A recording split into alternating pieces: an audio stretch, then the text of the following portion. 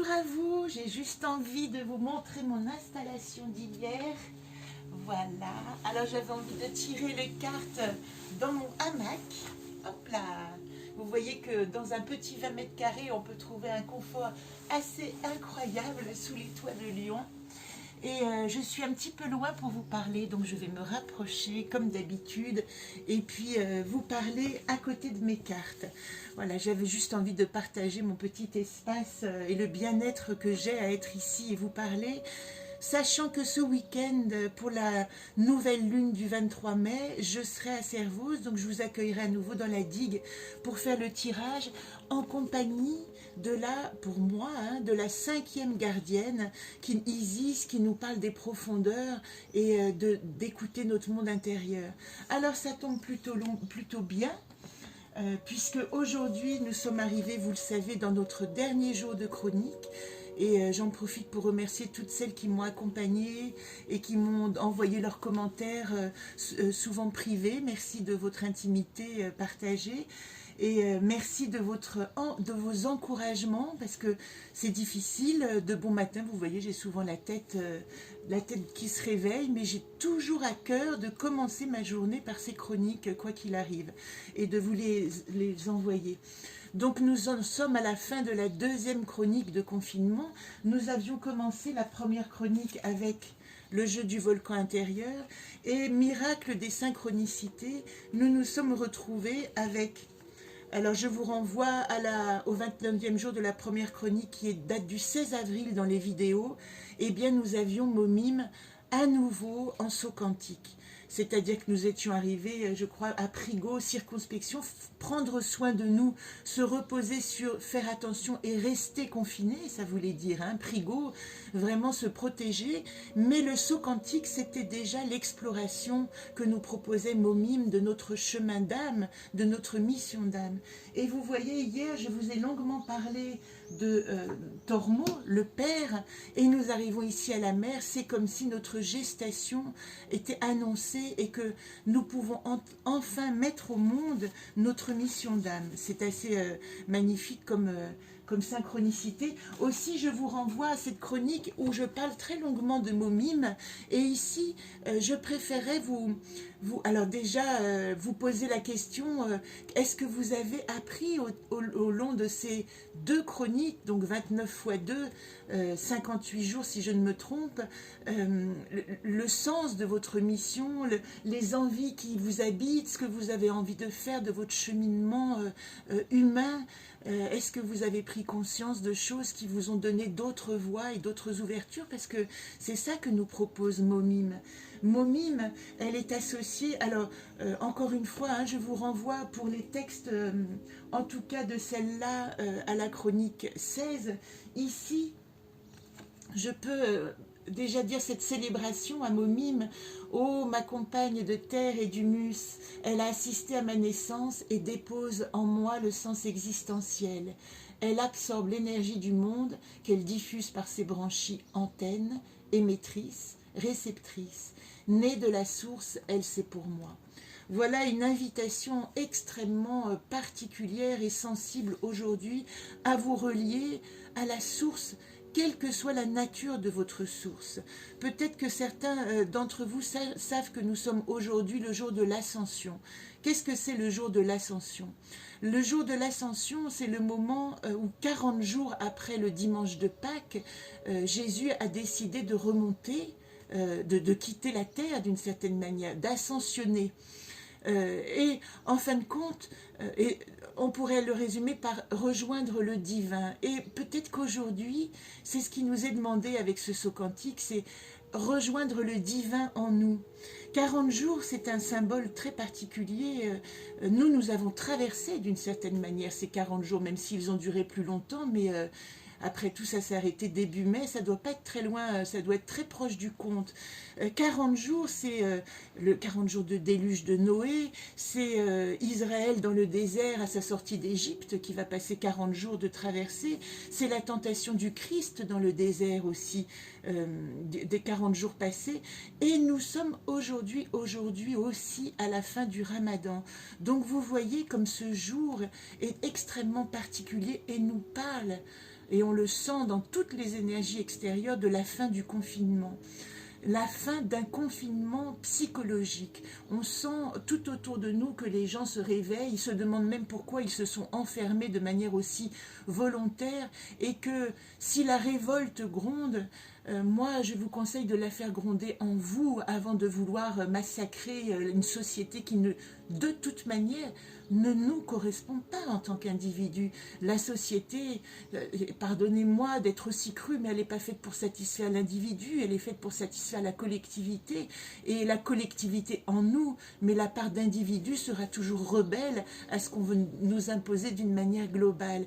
Et moi je vous invite ici à essayer de comprendre où est-ce que vous allez pouvoir poser une révolte positive.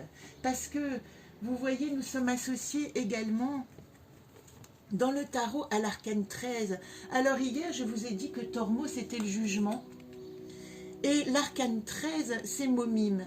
Et dans le jardin de la connaissance du tarot, eh bien, les deux lames associées à l'amoureux, hein, les lames 6, 13 et 20, appartiennent au 6e arbre qui est l'arbre d'aimer.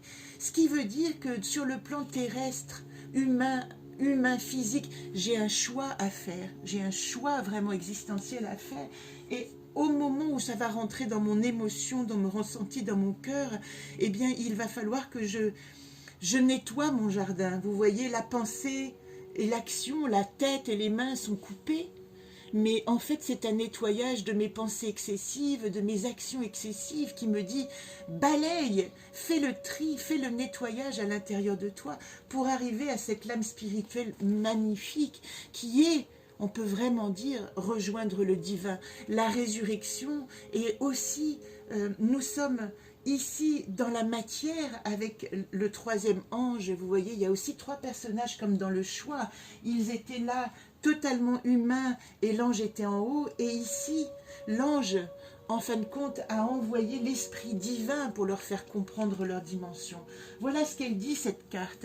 Elle dit que nous avons à nous relier à notre divin. Elle dit que le temps d'attente, le temps d'épreuve, le temps d'apprentissage est terminé, et qu'aujourd'hui, si nous créons cette connexion avec notre source, eh bien nous avons la possibilité d'inventer pour nous un nouveau monde. Nous sommes en train de nous mettre au monde d'une certaine manière. Je voudrais vous montrer cette carte extraordinaire de Roland Bidot dans l'Anaconde d'artiste. Alors, Roland Bidot, je vous montre ici ses coordonnées, est un artiste avec qui j'ai exposé à Bézu il y a de nombreuses années, et quand j'ai envoyé le jeu aux artistes, eh bien c'est la première carte que j'ai reçue. Donc elle a donné naissance, vous savez que j'aime raconter des histoires, hein, elle a donné naissance au chemin de vie en numéro 1, et du coup j'avais écrit « Voici l'histoire d'une rencontre d'âme artiste ». C'est pour ça que je remercie Roland de sa célérité d'avoir envoyé en premier sa carte, puisqu'elle a donné vraiment une dimension spirituelle aussi à ce que j'essayais de tenter dans cette connexion des artistes. Et Roland a été particulièrement touché par cette carte parce que je sais qu'il avait une connexion très particulière avec sa maman, et quand je lui avais envoyé la carte, j'avais dit simplement que c'était l'archaïque, la mer. Dans les tréfonds de l'océan, au milieu des cellules mouvantes, tu as créé la vie.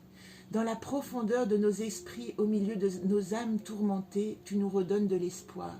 C'était une poésie, d'une certaine manière, dédiée à sa maman.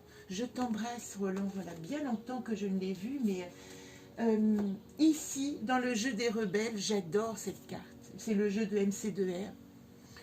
J'en profite pour vous dire que vous savez que toutes ces vidéos sont gracieuses, et ça fait partie de mon travail, et je suis ravie de vous donner tout ce temps, mais que si vous voulez soutenir mon travail, je ne crée pas de paiement PayPal, de contribution à la chaîne, mais si vous avez envie d'acheter un jeu, contactez-moi, je me débrouillerai toujours pour vous faire le prix qui vous convient. Si vous venez de la chaîne, si vous êtes abonné à ma chaîne, je vous offre les frais de port, ce qui fait que vous ne payez que le jeu et je prends les frais à ma charge. Voilà, donc si vous avez envie de me soutenir, n'hésitez pas, il reste l'Anaconde d'artiste. Très peu d'exemplaires du voyage immobile avec lequel nous avons traversé tout ce chemin.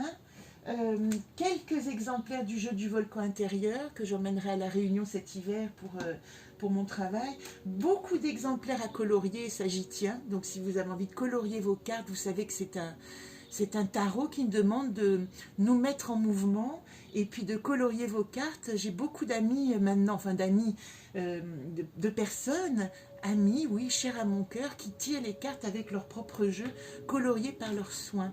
Et j'adore qu'elles récupèrent d'une certaine manière l'idée de ce jeu.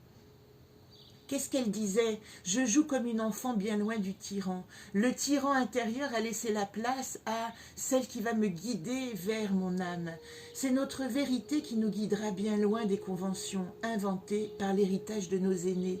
Alors elle, c'est incroyable parce que ce qu'elle dit exactement, c'est ça, c'est Tormo me sert à ancrer ma filiation, Momime me donne ma liberté d'être.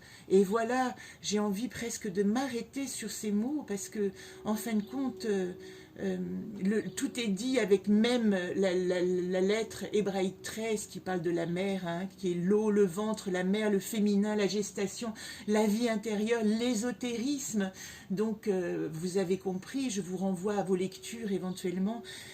En tout cas, elle me donne ma liberté d'être dès que je retrouve le sens de ma mission.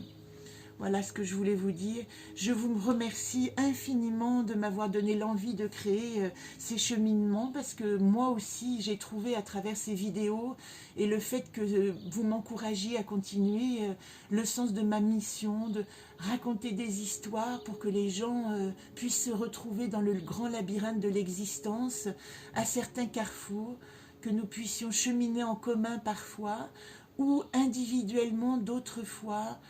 Nos chemins se recroisent toujours. Je vous embrasse très tendrement. Je vous donne rendez-vous demain. C'est le 22. Je mettrai une vidéo spéciale puisque je donne naissance, voilà la gestation, à mon jeu Solune. Je crois que j'ai le papier ici. Je vous le montre en avant-première. Voilà. Vous allez recevoir ou dans vos boîtes aux lettres ou ailleurs ce bon de souscription. Et l'édition, le nombre d'éditions dépendra évidemment du nombre de souscriptions puisque c'est un gros investissement personnel. Donc je ne sais pas encore à combien d'exemplaires il va être. Alors je vous proposerai dans ce bon de souscription, j'en reparlerai, de m'acheter un jeu à un prix préférentiel, mais vous aurez aussi la chance de pouvoir l'avoir dédicacé à votre nom et éventuellement de choisir un chiffre déjà entre 1 et 50 et si tout va bien entre 50 et 100, puisque j'espère bien que mon projet de l'éditer à 100 exemplaires va se réaliser. Voilà, donc ça ce sera pour demain et je vous donne rendez-vous évidemment le 23 à Servoz pour le tirage de la 5e gardienne. Je me réjouis, qui nous fait rentrer dans nos profondeurs et que j'ai apprivoisé, voilà, toutes ces années passées. À très bientôt, je vous embrasse et belle journée à vous.